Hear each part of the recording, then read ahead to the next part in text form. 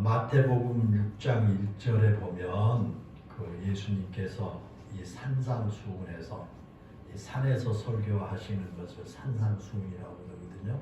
그 산상수훈에서 사람에게 보이려고 그들 앞에서 너희 의를 행하지 않도록 주의하라 라고 하는 그런 말씀을 하셨어요. 이것은요, 우리의 신앙이 사람에게 보이려고 하는 것이 아니다 라는 그런 말씀이거든요. 사람에게 보이려고 신앙생활 하지 말아라고 하는 그런 예수님의 권면의 말씀이에요. 하나님께서 우리가 은밀하게 행하는 것까지 다 하나님께서 보고 계시기 때문에 굳이 우리가 드러내놓고 하려고 하지 않아도 된다라는 그런 말씀이에요.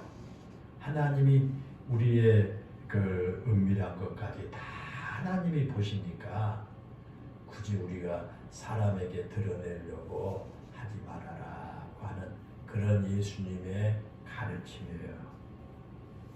그러면서 구체적으로 예를 들어서 말씀하기를 구제할 때도 은밀하게 해라 그렇게 말씀을 하신 거예요.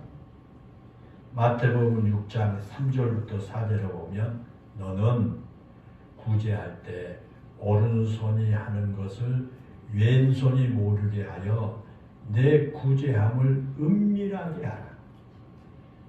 은밀한 중에 보시는 너의 아버지께서 갚으시리라. 그렇게 말씀을 하셨습니다. 근데 여러분, 구제만이 아닙니다. 우리가 기도할 때도 은밀하게 기도하라고 말씀하죠. 마태복음 6장 6절에 보면요, 너는 기도할 때 내 골방에 들어가 문을 닫고 은밀한 중에 보시는 내 아버지께 기도하라. 은밀한 중에 보시는 내 아버지께서 갚으시리라. 그렇게 말씀하셨지 않습니까? 또 기도뿐만 아니라 금식할 때도 금식한 티를 내지 말아라. 그렇게 말한 거예요. 금식하고 나서 금식했으니까 아주 그 초라한 모습으로 막 그런 머리 흐트러진 그런 모습 하지 말고 금식한 티를 내지 말고 금식을 해라. 그런 말씀을 예수님께서 산상수훈에서 하셨어요. 이처럼 예수님께서 믿음 생활을 함에 있어서 사람들에게 보이려고 하는 것을 엄격하게 금하신 거예요.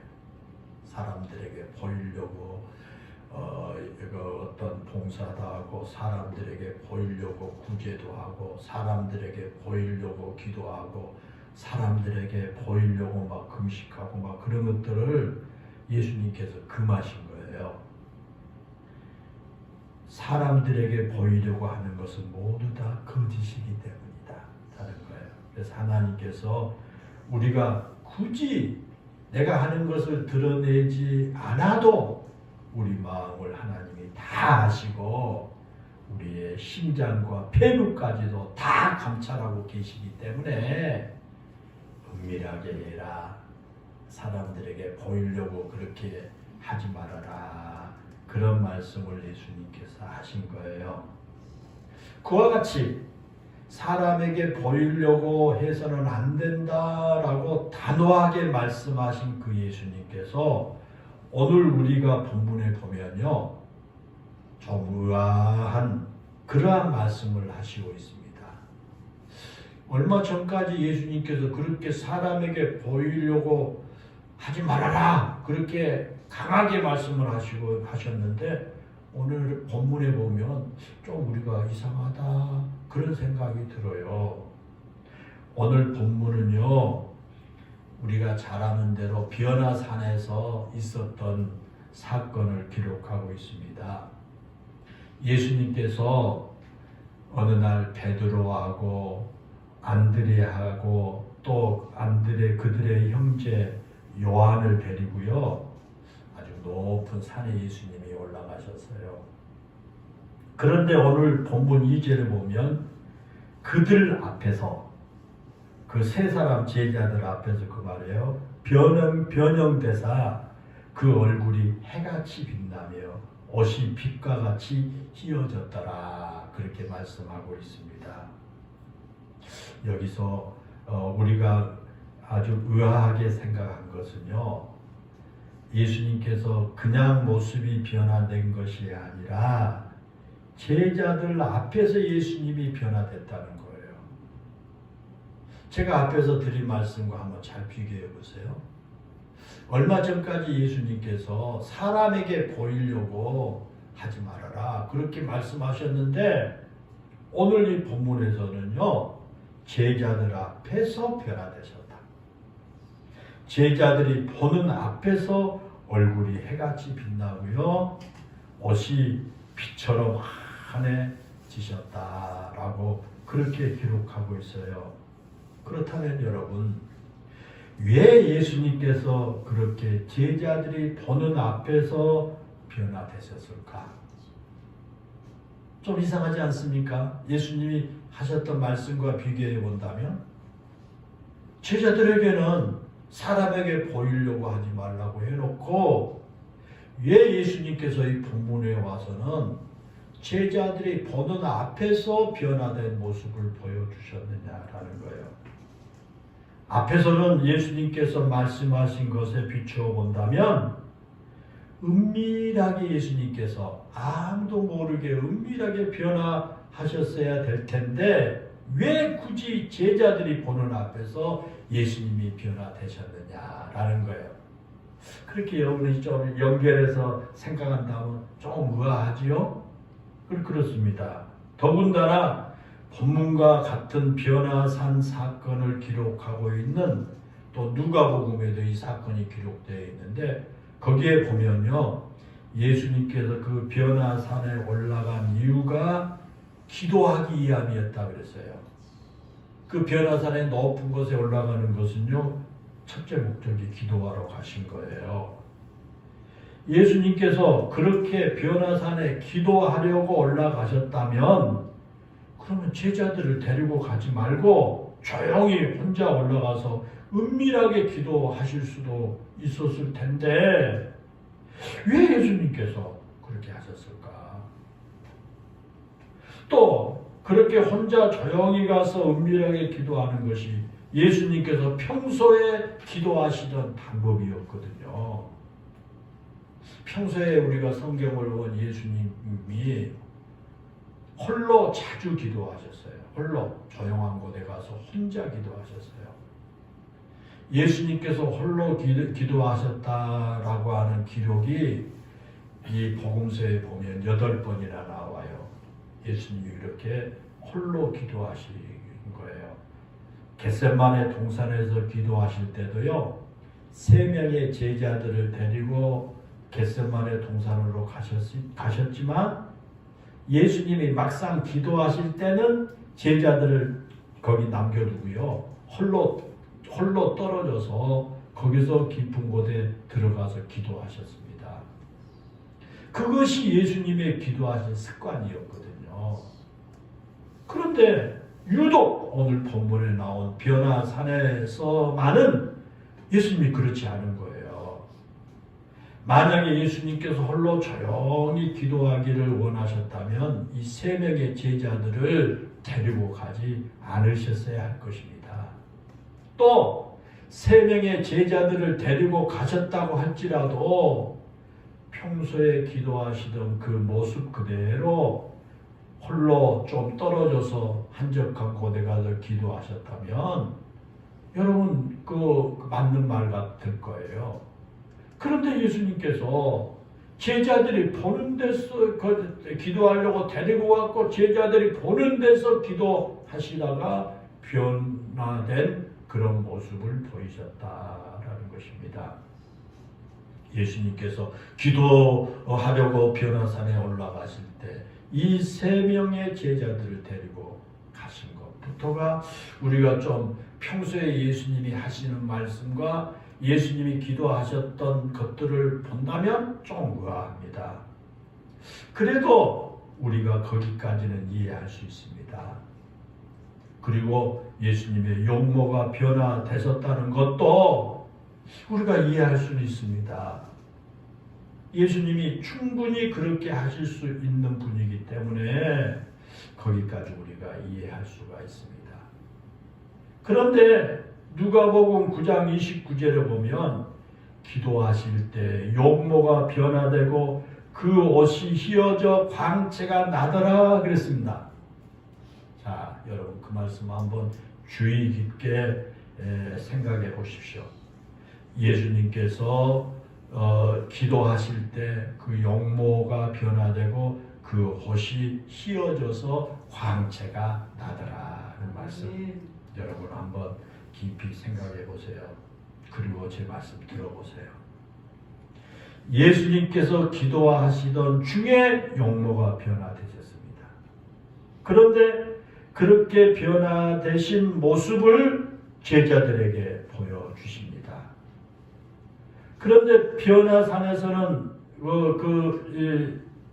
평소에 예수님께서 기도하신 습관에 따른다면 예수님께서 홀로 조용히 기도하셔야 했습니다. 그런데 변화산에서는 그렇지 않은 것이 분명합니다. 예수님께서 제자들이 보는 앞에서 기도하셨고, 기도하실 때 용모가 변화되셨는데, 변화된 그 용모를 제자들이 보이도록 예수님께서 제자들 앞에서 변화된 겁니다. 분명한 것은 예수님께서 홀로 기도하고 계셨는데 제자들이 와가지고 몰래 기도하신 모습을 엿보다가 예수님이 황홀하게 변화하신 모습을 본 게 아니에요. 예수님께서 의도적으로 제자들이 보는 앞에서 자신의 변화된 모습을 보여주신 겁니다. 자, 그렇다면 여러분, 왜 예수님께서 그렇게 제자들이 보는 앞에서 기도하셨고 제자들이 보는 앞에서 자신의 용모를 변화된 모습을 그들에게 보여주셨을까요? 그것은 기도할 때 골방에 들어가 은밀하게 보시는 하나님께 기도하라고 말씀하신 산상수훈의 말씀과 너무나 다른 모습이 아닙니까? 그러면 왜 예수님께서 그때는 제자들의 보는 앞에서 그렇게 기도하라고 하셨고 제자들이 보는 앞에서 그렇게 변화가 되었을까라는 것입니다. 여러분 거기에는요 예수님의 목적이 있어요. 목적. 그냥 한 게 아니에요. 예수님이 그렇게 한 목적이 있습니다. 거기에는요 예수님의 의도한 바가 분명히 있습니다. 그렇기 때문에 그와 같이 평소와 다르게 오늘 본문에서 행동을 하신 겁니다. 그렇다면 여러분 왜 예수님께서 자신의 그 변화된 모습을 제자들에게 보여주셨을까라는 겁니다. 왜 제자들이 보는 앞에서 자신의 모습이 변화되게 하셨을까라는 것입니다. 예수님의 생애에 있어서 본문에 기록된 이 변화산의 사건은요 아주 중요한 의미를 가지고 있습니다. 그리고 그 변화산의 사건만큼이나 중요한 것 또 하나의 사건이 있습니다. 이 변화산에서 일어난 사건이 매우 중요한데 그것 못지않게 또 중요한 사건이 또 하나 나오게 되는데 그것이 뭐냐면 베드로의 신앙 고백이에요. 여러분 베드로의 신앙 고백을 잘 아시죠? 베드로의 그 신앙 고백은 오늘 우리가 읽은 이 본문보다 조금 앞에 나와 있어요. 마태복음 16장에 베드로의 신앙 고백이 나와 있거든요. 이 두 사건의 중요한 이유는요. 이 두 사건 모두가 십자가를 향해 가신 예수님의 발걸음을 재촉하는 터닝 포인트였다라는 점이에요. 예수님께서 빌립보 가이사랴에 가시던 도중에 예수님이 제자들에게 물어봐요. 너희는 나를 누구라고 하느냐? 그렇게 물어봐요. 처음에 예수님께서 제자들에게 물어보기를요. 사람들이 나를 누구라고 그렇게 하느냐? 물으니까 사람들이요. 어떤 사람은 선지자 에레미야 선지자다고 그러고 막 그걸 하거든요. 그러니까 예수님이 그게 마음에 흡족하지 않아요. 그래서 제자들에게 직접 말해요. 그러면 너희는 나를 누구라고 생각하느냐 그렇게 물으셨어요. 그때 베드로가 하는 말이 주는 그리스도시요 살아계신 하나님의 아들이시니다 라는 고백을 합니다. 그러자 예수님께서 베드로의 그 고백을 들으시고 매우 기뻐하세요. 매우 기뻐하십니다. 그리고 이어서 마태복음 16장 21절에서 말씀하시기를요. 이때로부터 예수 그리스도께서 자기가 예루살렘에 올라가 장로들과 대제사장들과 서기관들에게 많은 고난을 받고 죽임을 당하고 제3일 만에 살아나야 할 것을 제자들에게 비로소 나타내시니라고 그렇게 말씀합니다. 여기서 우리가 두 단어를 주의 있게 한번 봐야 돼요. 하나는 뭐냐 하면 이때로부터라고 하는 시제예요.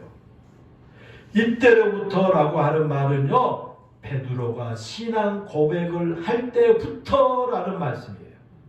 이때로부터 그때가 언제냐? 베드로가 주는 그리스도시요 살아계신 하나님의 아들입니다 라고 하는 고백을 하고 난 때부터 그 말이에요. 그리고 또 하나 단어는 비로소라고 하는 단어를 우리가 눈여겨봐야 돼요. 예수님께서 예루살렘에 올라가 붙잡혀가지고 많은 고난을 받으시고 죽음을 당하신다는 사실을 비로소 제자들에게 말씀하셨다는 거예요. 그때 베드로의 신앙을 고백하던 그때부터 비로소 예수님께서 십자가에 고난받으시고 죽음을 당한다는 사실을 알려주셨다, 말씀하셨다 그런 뜻입니다. 다시 말하면 베드로가 주는 그리스도시요 살아계신 하나님의 아들이십니다 라고 하는 신앙의 고백을 하자 그때부터 비로소 예수님께서 자신이 메시아로서 십자가를 지고 죽임을 당할 것을 말씀하셨다라는 그런 뜻입니다. 그 이전까지는요, 단 한 번도 예수님께서 메시아로서 죽임을 당할 것에 대해서 말씀하시지 않았습니다. 베드로의 그런 신앙 고백을 들으신 후에야 비로소 예수님께서 제자들에게 자신이 하나님의 아들인 메시아로서 인류를 죄에서 구원하기 위해서 십자가에 죽으셔야 한다는 사실을 공개적으로 말씀하기 시작한 것입니다. 그런데 예수님께서 그렇게 죽으신다는 사실을 공개적으로 말씀하니까 얼마 전에 주는 그리스도시요 살아계신 하나님의 아들이십니다 라고 고백을 했던 그 베드로가 예수님께서 이제 그 십자가에 죽으신다는 걸 공개하니까 그 베드로가 예수님께 하는 말이 주님은 절대로 죽으시면 안 됩니다. 죽으신다고 하신 말씀은 예수님 하지 마세요. 그러면서 예수님을 막 책망하듯이 베드로가 나무래요. 베드로는 비록 메시아라고 할지라도 자신의 스승이 죽으신다는 사실을 받아들일 수가 없었거든요. 그래서 막 예수님을 죽은단 말은 십자가에 그렇게 매달려 죽으신단 말은 입 밖에도 내지 마세요 라고 막 그렇게 한 거예요. 베드로는 예수님께서 죽으시면 안 된다고 한 그 말이 스승이시요 메시아이신 예수님을 위해 한 말이라고 생각했을 줄 몰라요. 그런데 예수님께서 그런 베드로를 사탄아 내 뒤로 물러가라고 아주 엄중하게 꾸짖습니다. 베드로는요 얼마 전까지만 해도 위대한 신앙 고백을 했던 아주 모범적인 제자였지 않습니까? 그래서 예수님께서 베드로의 그 고백을 들으신 후에 그 반석 위에 내 교회를 세우겠다라고 말씀하실 정도로 베드로는 아주 훌륭한 제자였습니다. 그런데 이제는요, 완전히 아주 다른 책망을 지금 들어야 합니다. 너는 사탄이야. 너는 사탄의 노예가 되어서 라고 하는 그런 책망의 말씀을 들어야만 했습니다. 여러분 왜 그랬을까요? 왜 예수님께서 예수님을 위해서 죽는단 말하지 마십시오. 우리가 옆에 있지 않습니까? 그렇게 말하는 그 예수님에게 사탄아 물러가라. 너는 사탄의 노예가 됐다. 그렇게 막 책망하고 왜 그랬을까? 라는 거예요. 마태복음 16장 23절에 보면 이어서 예수님께서 말씀합니다. 너는 하나님의 일을 생각하지 아니하고 도리어 사람의 일을 생각하는 도다. 그렇게 말씀하세요. 베드로는 하나님의 입장에서 예수님을 바라본 것이 아니라 순전히 인간적인 마음으로 예수님을 바라보고 있다. 그런 뜻인 거예요. 하나님께서 예수님께 바라신 것은 십자가의 고난을 통해서 온 인류를 죄에서 구원하신 것입니다. 그래서 예루살렘에 올라가면 많은 고난을 받고 죽임을 당해야 한다 라고 그렇게 말씀을 하신 겁니다. 그런데 베드로는요, 그런 하나님의 계획과 하나님의 뜻은 생각하지도 않아요. 하나님의 계획과 하나님의 뜻에는 마음도 없어요. 오직 인간적인 생각에만 사로잡혀 있어요. 그래서 예수님께서 베드로를 책망하신 거예요. 그리고 그 말씀을 하신 후에 오늘 본문에 기록된 변화 사건이 일어나요. 오늘 본문에 변화된 사건이 그 베드로를 그렇게 책망하고 베드로, 야, 네가 하나님의 계획과 하나님의 뜻은 생각하지 않고 너는 아주 속에 인간적인 생각으로만 가득 찼구나 라고 그렇게 꾸중을 하시고 나서 오늘 본문이 기록됐어요. 예수님께서 하나님의 일은 생각하지 않고 인간적인 생각에 사로잡혀 있다고 꾸짖으신 베드로를 그 변화산으로 데리고 가는 거예요. 예수님의 계획이 있죠. 그 베드로를 얼마 전까지 막 꾸짖었던 그 베드로를 변화산으로 데리고 가셨습니다. 그리고 그들 앞에서, 베드로 앞에서 자신의 변화된 모습을 보여줘요. 변화된 모습을 보여줍니다. 여러분, 거기에는 분명한 예수님의 의도가 있어요. 그것은요, 예수님 자신이 누구인지를 분명히 보고 믿음이 변하지 말라라는 뜻이에요. 앞에서 베드로가 주는 그리스도시요 살아계신 하나님의 아들이십니다라고 고백을 했지 않습니까? 베드로의 그 고백이 맞다는 것을 변화된 모습을 통해서 보여주신 거예요. 그래, 네 말이 맞아.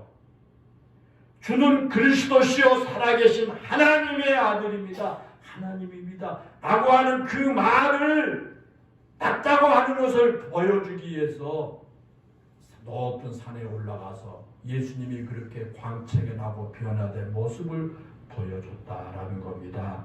어쩌면 베드로에게 내가 나를 그리스도요 살아계신 하나님의 아들이라고 고백했지. 맞아. 나는 하나님의 아들이야. 그러니 어떤 상황에서도 나에 대한 그 믿음이 변하면 안 돼. 라고 변화된 자신의 모습을 통해서 지금 말씀하고 계신 겁니다. 그래서 은밀하게 하라고 하셨던 예수님께서 변화산에 높은 산에서는 베드로와 야고보와 요한의 그 제자들이 보고 있는 앞에서 예수님의 그렇게 변화된 모습을 보여준 겁니다. 이제는 좀 이해가 되십니까? 우리가 앞에서 보았듯이 베드로는 참으로 변화무쌍한 믿음을 가진 사람입니다. 그러니까 베드로는 성질도 급하고요. 아주 이랬다 저랬다 성질대로 아주 그렇게 예수님 믿고 따른 것도 지 성질대로 믿고 따랐어요. 여러분 그래요. 오늘날도 신앙생활을 한 거 보면요. 대부분 다 성질대로 하더라고요. 그러니까 베드로가 그렇게 했어요. 변화무쌍하고 성질도 급하고 막 그랬어요. 예수님을 향해서 최고의 신앙 고백을 하면서 예수님을 기쁘시게 하더니 금세 인간적인 생각에 사로잡혀 가시고요. 예수님이 가신 길을 가로막는 사탄의 종노릇하는 존재로 전략해 버리기도 한 겁니다. 여러분, 그것만이 아니잖아요. 우리가 잘 안 것처럼 마지막 만찬 자리에서 예수님께서 뭐라고 말씀합니까? 오늘 밤에 너희가 다 나를 버리리라, 그렇게 말씀을 하니까요. 베드로가 예수님의 그 말씀을 듣고 있다가 베드로가 대답하기를 모두가 다 주를 버릴지라도 나는 결코 버리지 않겠습니다 라고 아주 자신있게 대답을 하잖아요. 마치 예수님 뭘 그렇게 섭섭한 말씀하십니까? 나는 다른 사람들처럼 그렇게 하지 않습니다. 다른 제자들이 다 예수님 배신하고 예수님을 버릴지라도 나는 절대 주님 버리지 않습니다 라고 그렇게 호언장담하지 않습니까? 그런데 그런 베드로가 어땠어요? 얼마 후에 한 여종 앞에서 나는 예수님을 모른다, 나는 예수님 몰라, 그리고 3번이나 부인하지 않았습니까? 베드로가 그렇게 예수님을 산에 들인 공회 앞에서나 또 이러한 대제사장이나 왕 앞에서 부인한 게 아니에요. 힘 있는 사람들 앞에 부인한 게 아니라 아무 힘없는 여인이요, 아무런 권력도 없는 여종 앞에서 예수님을 3번씩이나 모른다고 부인했지 않습니까? 우리가 흔히 표현하는 말로요, 정말 한심하기 짝이 없는 그런 베드로예요. 변화무쌍한 베드로입니다. 그렇게 인간적으로 연약한 베드로와 제자들에게 예수님께서 자신이 하나님의 아들이라고 고백한 그 고백이 결코 변하지 않게 하시기 위해서 하나님의 아들과 같은 그런 거룩한 모습으로 변화되신 자신의 모습을 직접 그들에게 보여주신 겁니다. 사랑하는 여러분, 그와 같이 수시로 변하는 베드로의 모습이 바로 오늘 우리들의 모습은 아닐까요? 아유, 베드로 왜 그랬어? 아유, 베드로 그럼 못된 놈이구만. 그런데 그렇게 수시로 변한 베드로의 모습이 오늘날 우리들의 모습은 아니냐 그 말이에요. 그렇죠? 어느 순간에는 아주 멋진 신앙 고백으로 하나님의 기쁘시게 합니다. 그러다가 어느 순간에는요, 아주 인간적인 생각에 사로잡혀가지고 하나님을 생각하지 못하고 자기의 생각과 자기의 욕망의 노예가 되어서 사탄의 종노릇을 하는 모습으로 전락하는 것이 바로 우리들의 모습은 아니냐 그 말이에요.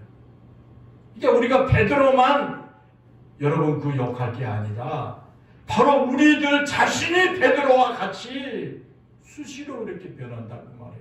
어떨 때는 그냥 하늘의 별이라도 하나님께 따다 드릴 것처럼 그냥 하나님이 아주 흠뻑 빠지도록 신앙 고백하고 그렇게 열심히 교회에서 봉사하고 헌신하고 신앙생활하고 막 이리 좋고 저리 좋고 하다가 어떤 때 보면 지극히 인간적인 생각에 사로잡혀가지고요 싹 변하는.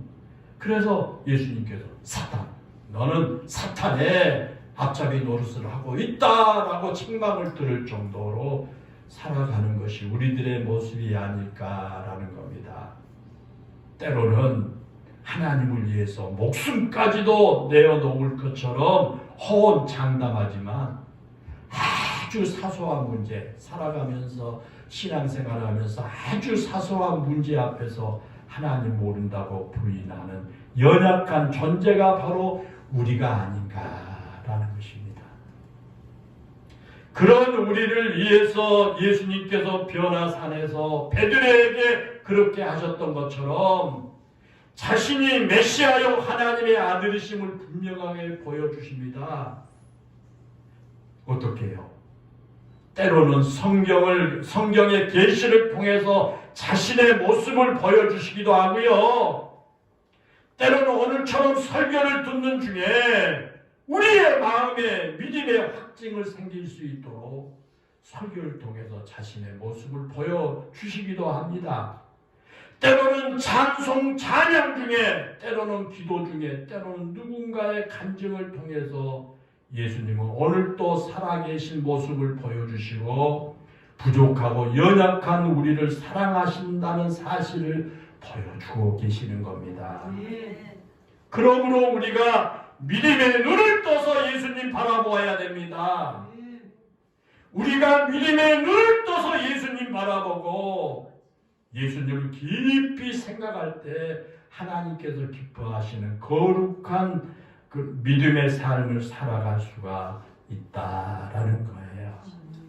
저는 오늘이요, 이 시간 여러분이 성경에 계시된 말씀을 통해서든지 아니면 오늘 선포된 말씀을 통해서든지 우리 성가대 찬양 또 여러분이 부르는 찬양을 통해서든지 아니면 여러분들이 그 기도를 통해서든지 아니면 오늘 성도들 만나서 잠깐 간증을 드리면서 통해서든지 여러분들이 그거를 통해서 예수님께서 내가 하나님이요 내가 구원자라고 하는 것은 내가 너를 사랑한다고 하는 것을 내가 너와 함께 한다고 하는 것을 여러분 볼 수 있기를 주의 이름으로 축원합니다. 오늘 본문에 보면요 변화된 그 예수님의 모습을 보면서 베드로가 뭐라고 말합니까? 주님 우리가 여기 있는 것이 너무 좋습니다. 그러니 우리가 여기다가 초막 셋을 짓고요 여기에서 머물면 안 되겠습니까? 라고 베드로가 아주 항호를감에 사로잡혀서 그렇게 말하니까 갑자기 하늘에서 음성이 나기를 이는 내 사랑하는 아들이요 내 기뻐하는 자니 너희는 그의 말을 들으라. 그런 소리가 하늘에서 들려와요. 그곳에 초막 셋을 짓고 그곳에 머물고 싶다가 하는 것도요 베드로의 인간적인 생각이잖아요. 그냥 거기서 아이고 저 산 밑에 내려가면 또 그냥 바등바등 거리고 아이고 막 꼴보기 싫은 사람들 많고 하니까 아유 이렇게 황홀하면 여기다가 집 짓고 우리 예수님 내려가지 말고 삽시다. 이게 인간적인 생각이거든요. 지극히 인간적인 생각이었어요. 그런 인간적인 생각에 사로잡힌 베드로에게 하늘에서 또 음성이 들려와요. 너의 인간적인 생각이 중요한 것이 아니야. 예수는 나의 아들이요 내 기뻐하는 자니 그의 말을 따라야 해. 그의 말을 잘 들어야 해. 라고 그렇게 하늘에서 음성이 들려온 거예요. 베드로는 계속해서 자신의 내면에서 들려오는 그 인간적인 생각을 앞세우고 있는데요. 하나님께서 내 생각이 아니라 예수님의 말씀을 듣고 따라야 한다라고 그렇게 하늘의 음성이 들려온 거예요. 사랑하는 여러분 그렇습니다. 우리가 예수님을 나의 구주로 고백한다면 예수님의 말씀을 듣고 따라야 합니다. 우리가 예수님을 하나님의 아들이시요 우리의 구원자라고 고백한다면 그 예수님의 말씀을 들어야 합니다. 그 예수님의 말씀을 듣고 그 예수님의 말씀에 따라 순종해야 됩니다. 사랑하는 여러분, 그것이 바로 그리스도인이에요. 예수님을 내가 구주로 믿습니다 라고 하는 그리스도인의 모습이 그거예요. 그리스도인은 자신의 내면에서 들려오는 인간적인 생각을 내려놓고 하나님의 말씀을 듣고 하나님의 말씀을 따라 순종하는 사람이 그리스도인이에요. 그런 사람이 여기에 앉아있는 저와 여러분이에요. 내 생각이 아무리 멋지고 좋은 것이라고 할지라도 하나님 말씀에 나를 복종시키는 것이 바로 우리 그리스도인의 삶인 겁니다. 그러면 여러분 언제 우리가 하나님의 말씀에 그렇게 순종해야 할까요? 언제 하나님 말씀을 따라야 할까요? 그것은요 예수님께서 하나님이시고 메시아 구원자라고 하는 사실을 분명히 내가 인지할 때예요. 여러분 교회 나왔잖아요. 예수님은 하나님이셔. 예수님은 나의 구원자예요. 내가 그 예수님을 내가 믿습니다 라는 것을 분명하게 우리가 인지할 때 그렇게 해야 돼요. 마치 변화산에서 변화되신 예수님의 신령한 모습을 보면서 이분이야말로 정말 하나님의 아들이시구나 라는 걸 깨달았을 때 그 말씀에 순종할 수 있었던 것처럼 우리도 예수님께서 하나님이시고 우리의 구원자라고 하는 사실을 분명하게 깨달았을 때 하나님의 말씀을 따르고 순종하게 된다는 거예요. 그러면 이 본문 8절에서 나오는 말씀처럼 우리의 눈에 보이는 것은요 오직 예수님만 보이게 될 겁니다. 오늘 본문 8절에 그러잖아요. 그 말씀을 듣고 나니까요 마음의 정리가 되고 나니까 그들이 보이는 것은요 예수님만 보여요. 예수님만 보여요. 오직 예수님만 보입니다. 오직 예수님만 내 눈에 보이고 예수님의 음성만 내 귀에 들린다면 어떤 상황에서도 흔들리지 않는 믿음으로 살아갈 수가 있을 겁니다. 오늘 저는 여러분들에게 간절히 바라요. 여러분들이 예수님의 우리 하나님의 아들이요 우리의 구원자라고 하는 사실을 확실하게 인식하시고 여러분이 예수님만 여러분의 인간적인 생각이 아니라 여러분 눈에 예수님만 보이기를 주의 이름으로 축원합니다. 예수님만 바라볼 수 있기를 바랍니다. 사랑하는 성도 여러분, 그렇습니다. 때로는 우리의 인간적인 그 생각이 우리를 사로잡을 때가 있어요. 그럴 때 신령한 은혜를 경험해야 내 생각을 내려놓고 하나님의 말씀을 따라서 순종할 수가 있습니다. 때로는 세상의 것들이 우리의 마음을 혼란스럽게 만들 수도 있습니다. 그렇죠. 세상의 여러 가지 일들이 내 마음을 혼란스럽게 만들어요. 그럴지라도 여러분 세상 바라보지 말고 오직 예수님만 바라보고 너희는 그의 말을 들으라고 하신 세미한 하나님의 음성에 귀를 기울이고 사시기를 바랍니다. 그러면 우리가 결코 이겨내지 못할 환경이나 이겨내지 못할 유혹이 없을 겁니다. 그것이 바로 우리 그리스도인의 삶이요 믿음의 승리자로 살아가는 방법임을 여러분 잊지 마시기를 주의 이름으로 축원합니다. 기도하겠습니다. 은혜롭고 감사하신 하나님, 오늘 말씀을 통해서 또는 우리가 찬양과 기도를 통해서 또는 성도들의 삶의 간증을 통해서 정말 예수님이 살아계시고 하나님의 아들이시고 그 예수님이 우리의 구원자라고 하는 그 사실을 분명히 깨닫고 그 사실을 굳게 믿게 하여 주소서. 저들의 눈이 활짝 열리게 하여 주심으로 오직 저들의 마음의 눈에 인간적인 생각이 아니라 예수님이 하나님이 들려주신 그 음성과 또 하나님의 그 말씀을 따라서 순종할 수 있는 그런 우리 영일교회 성도들 모두가 다 되게 해 주옵소서. 그래서 저들의 어렵고 힘든 모든 환경을 이길 수 있고 저들을 끊임없이 유혹해온 그런 모든 세력들을 당당히 이기고 참다운 그리스도인다운 삶으로 행복하게 살아가게 해 주옵소서. 예수님의 이름으로 기도하옵나이다. 아멘.